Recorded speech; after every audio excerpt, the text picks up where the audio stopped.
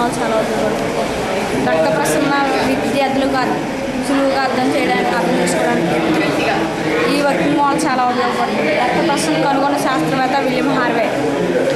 రక్తం ప్రవహించే వలయాన్ని ప్రసరణ వలయాలని అంటారు. రక్తం ప్రవహించే వలయాన్ని ప్రసరణ వలయాలని అంటారు. రక్త ప్రసరణకు 2 ప్రసరణ వలయాలు ఉన్నాయి. రక్త ప్రసరణకు 2 ప్రసరణ వలయాలు ఉన్నాయి. ప్రసరణ హృదయానికి ఊపిరితిత్తులకు మధ్య జరిగితే దాన్ని పురుష వలయం అని అంటారు. ప్రసరణ హృదయానికి శరీర భాగాలకి మధ్య జరిగితే దాన్ని దైహిక వలయం అని అంటారు. 2 వలయాల్లో రక్తాన్ని పంపు చేసే హృదయాన్ని ద్వివలయ ప్రసరణ హృదయం అని అంటారు.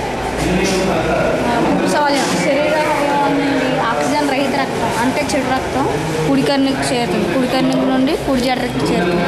అక్కడ నుండి పుప్పుస ధమని ద్వారా ఊపిరితిత్తులకు చేరి ఆమ్లజనీకరణ అవుతుంది. ఆమ్లజనీకరణ అయిన రక్తం పుప్పుస సిర ద్వారా మళ్ళీ ఎడమ కర్ణికి చేరి ఎడమ కర్ణిక నుండి ఎడమ జఠరకు చేరుతుంది. అక్కడ నుంచి దైహిక మహాధమని ద్వారా శరీర భాగాలకు చేరుతుంది. ఈ విధంగా రక్త ప్రసరణ మన ఒంట్లో జరుగుతుంది.